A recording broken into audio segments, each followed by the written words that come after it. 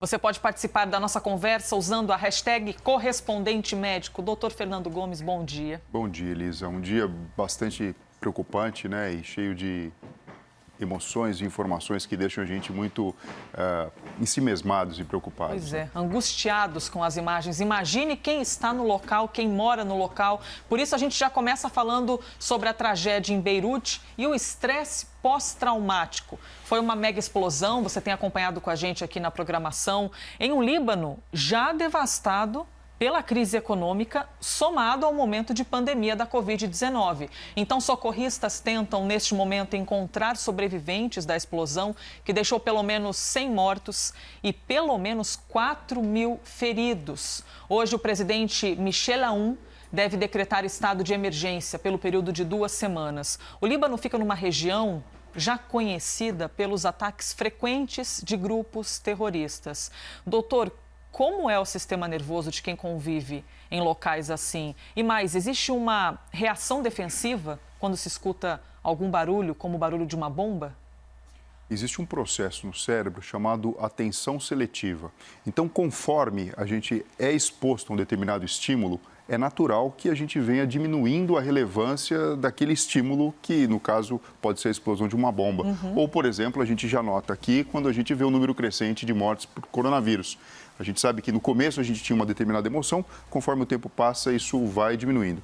Então, é de se esperar que depois de um determinado tempo você precise de um evento muito mais forte, muito mais relevante para você sentir aquele mesmo impacto. De qualquer forma, a gente está diante de uma situação muito diferente de todo normal. Foi uma explosão que realmente ela foi diferente de tudo que a gente já viu. E o que acaba acontecendo é que o cérebro dessa pessoa, ele fica sensibilizado de uma maneira tão diferente e tão impactada que a região anterior, onde a gente tem os lobos frontais, ficam com um pensamento constante. Então, quem não foi diretamente acometido na sua integridade física, entra num processo de pensamentos que ficam grudados, fixados nessa memória, nessa tela que a gente tem de curto prazo, na região anterior da cabeça. Isso faz com que a gente tenha a manifestação da preocupação, preparando o nosso corpo físico e o cérebro para tomar alguma atitude em relação a isso. E realmente, quando você toma essa atitude, que pode ser correr, fugir, ou eventualmente até depois que a pessoa tenha uma situação determinada de um estresse pós-traumático, procure uma terapia, ela pode conseguir destruir esse pensamento constante. Mas nessa fase aguda, em que a gente vê as imagens, em que elencamos na nossa cabeça o que aconteceu, foi um ataque terrorista, foi realmente um acidente, foi um evento inesperado, esse momento é um momento muito delicado e a cabeça das pessoas realmente está passando por um período de crise muito importante em termos de saúde mental.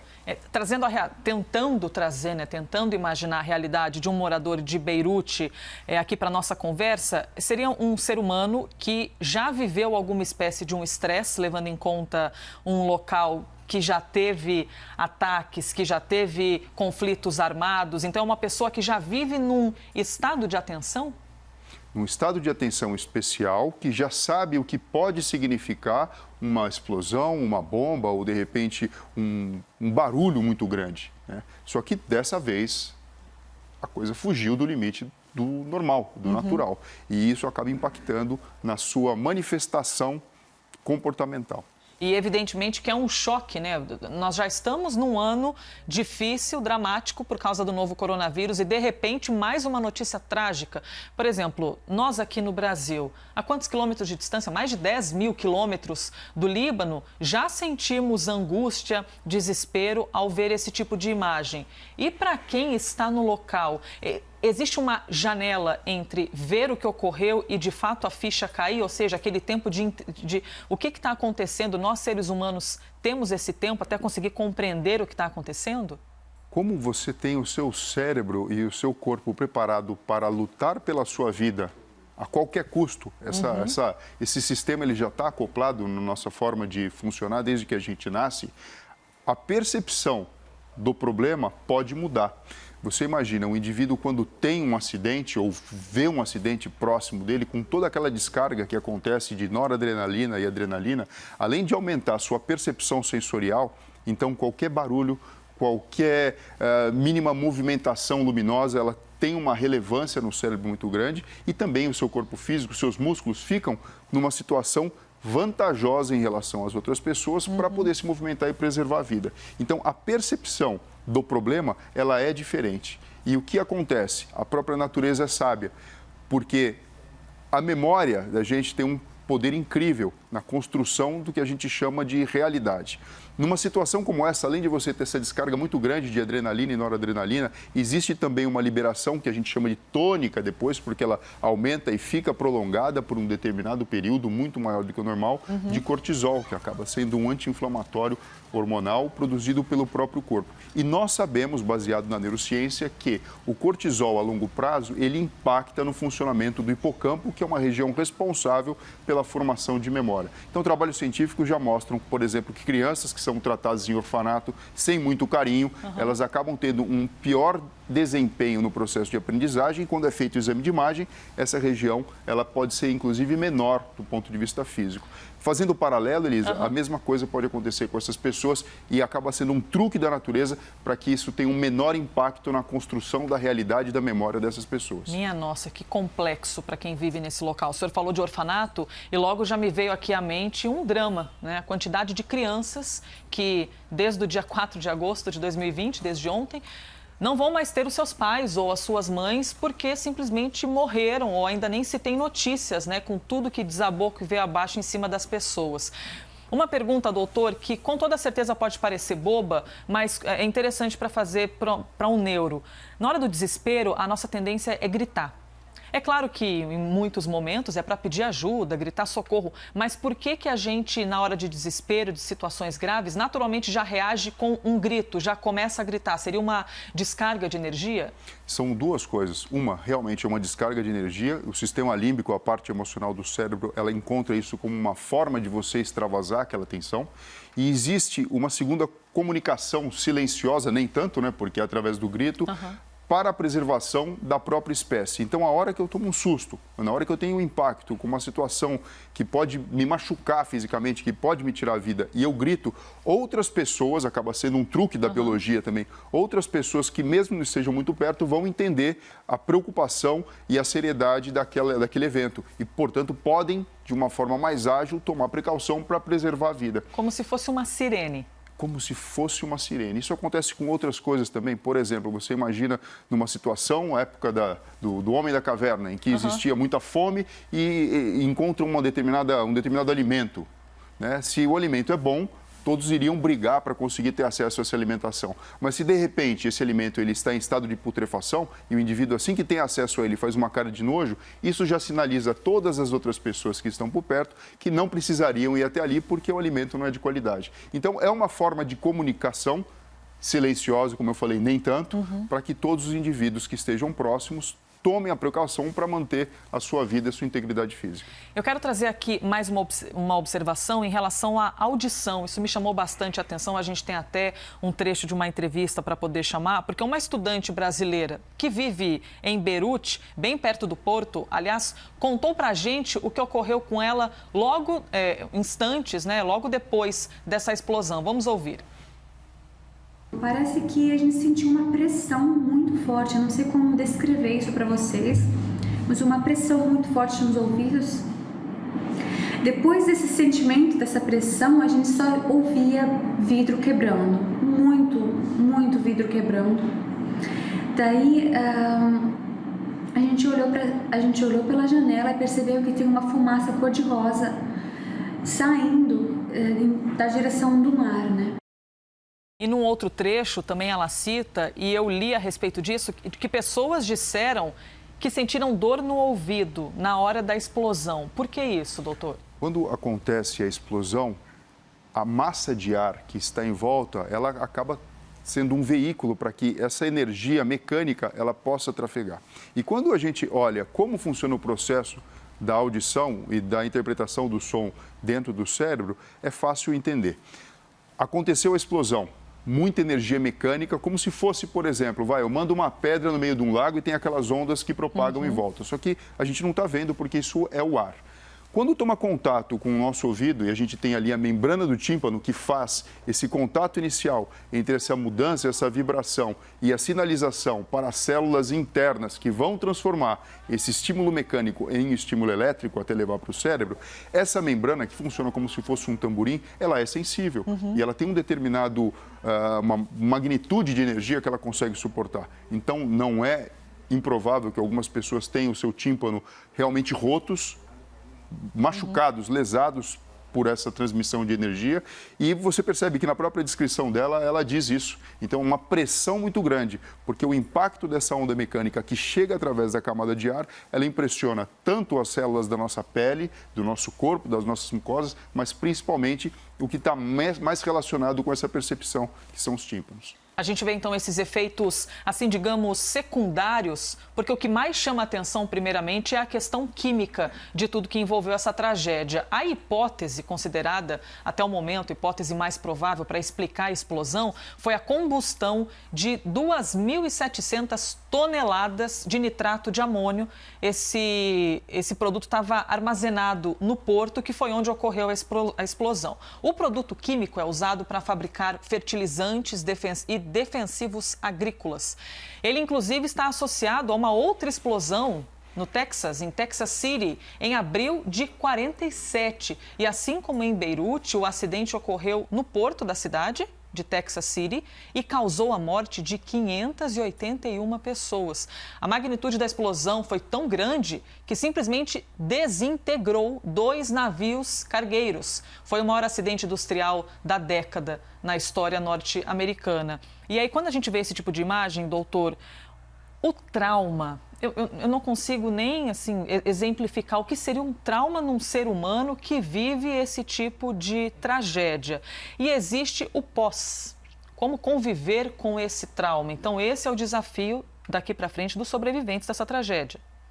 Exatamente. E o que acaba acontecendo é que parte das pessoas, talvez grande parte, a gente não consegue exatamente quantificar, porque no meio disso a gente tem quem vai sobreviver, quem não vai, quem vai ter sequela neurológica ou não, mas vamos pegar as pessoas que não tiveram sequela neurológica e entenderam tudo o que está acontecendo e foram sobreviventes, mesmo perdendo pessoas queridas ou não. E viram pessoas, por exemplo, sem vida espalhadas pelas ruas. Exato.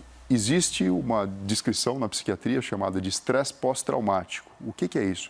A magnitude daquela informação, ela fica tão armazenada no cérebro que ele acaba funcionando de uma forma a repetir aquele padrão. Então, a pessoa passa a sentir sensação de flashback, então volta aquelas imagens que são muitas vezes marcantes. Existe alteração do padrão do sono, existe dor física relacionada, existe alteração cognitiva, então a pessoa diminui o seu poder de atenção, pode diminuir o seu poder de memória, e existe um sofrimento que muito se assemelha, por exemplo, a um processo de depressão. Então, a pessoa fica armazenada e cristalizada naquela situação e muitas vezes aprisionada naqueles pensamentos, naquela sensação destrutiva de ruína e de mal-estar. Sim, a gente tem mais uma informação aqui para a nossa conversa. Reinaldo Basito, que é professor e doutor do Instituto de Química da USP, a Universidade de São Paulo, explicou para a gente que o nitrato é um pó branco e cristalino que dificilmente causa acidentes. Vamos ouvir. A questão do grande efeito dessas explosões é pela grande quantidade desse material. Ele é utilizado como fertilizante, então normalmente são estocadas quantidades muito grandes desse material. Aí nesse armazém estão falando em 2.700 toneladas, provavelmente nem tudo isso explodiu simultaneamente. Ele precisa de uma iniciação. Ele é seguro para uso na agricultura, desde que tomadas as precauções. Ele não explode sozinho, não é igual a nitroglicerina, por exemplo, que com um simples impacto explode. Esses acidentes muito grandes com nitrato de amônio, eles ocorrem após um incêndio que dura algumas horas, em que o material vai aquecendo, vai superaquecendo, e isso leva à explosão.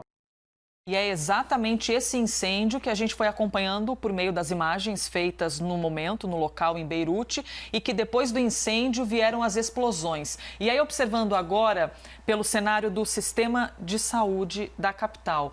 Um dos maiores hospitais de Beirute foi forçado a fechar as portas e enviar pacientes para outros lugares. Vocês estão acompanhando aí algumas imagens. Uma outra unidade de saúde também de Beirute, com 60 leitos, tratou 500 pacientes depois da explosão dessa terça-feira. Então, doutor, a minha pergunta é a seguinte: um hospital está preparado, evidentemente, para receber feridos, mas quando a gente tem uma tragédia, uma explosão dessa magnitude, muda o esquema de trabalho, ou seja, eles se transformam num ambiente de um gerenciamento de guerra, praticamente, para atender tanta gente?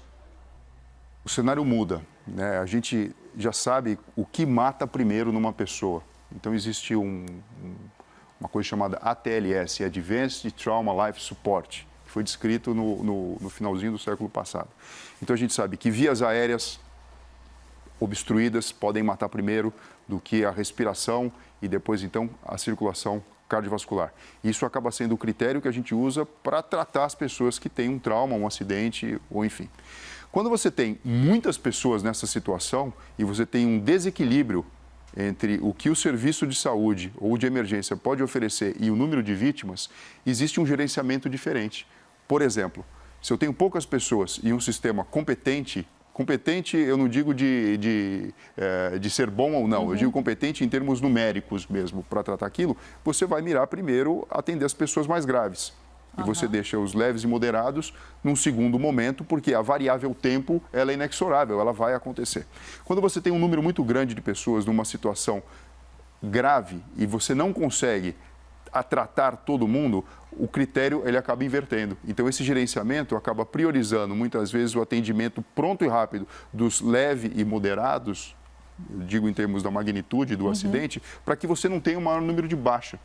Porque os graves já têm a sua situação ali bem difícil de ser resolvida. Os leves e moderados, se você esperar, eles podem entrar numa situação mais complicada também. Então, é muito difícil. Você pode imaginar o próprio profissional de saúde, o próprio indivíduo envolvido em todo esse gerenciamento e atendimento inicial, ele também trabalha sobre um estresse. Ele não está numa situação normal. Ele é um ser humano, que também tem parentes, que também tem amigos que podem estar envolvidos e, às vezes, um médico nem saber onde está o pai, onde está a mãe, e mesmo assim ter de ter equilíbrio mental para atender uma pessoa ferida. E a gente tem a questão da resiliência, né? Porque você imagina, até o atendimento, quando a gente fala de estresse pós-traumático, depois que tudo isso passar, porque vai passar, mas vai demorar algum tempo até toda essa situação se resolver. E a gente tem aí a psicologia como algo que pode e deve ajudar tanto as pessoas envolvidas na tragédia, como os profissionais que estão na linha de frente atendendo. Mas você imagina, até esses profissionais também estão na mesma região e estão submetidos ao mesmo estresse. Então, é uma situação difícil.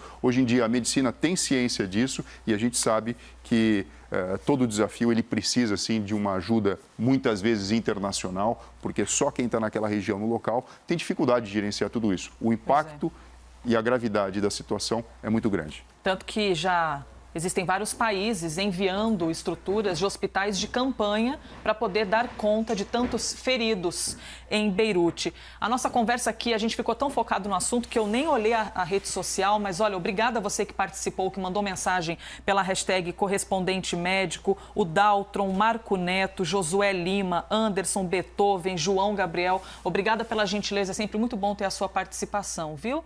E o senhor também, doutor Fernando Gomes, obrigada por mais um dia triste, mas que bom que temos aqui a sua presença para poder compreender alguns aspectos do ser humano. Obrigada. Muito obrigado, Elisa. Bom dia para você, bom dia para o Rafael Colombo. E eu envio pensamentos positivos para que tudo corra da melhor forma possível nesse atendimento inicial a todas as pessoas do Líbano.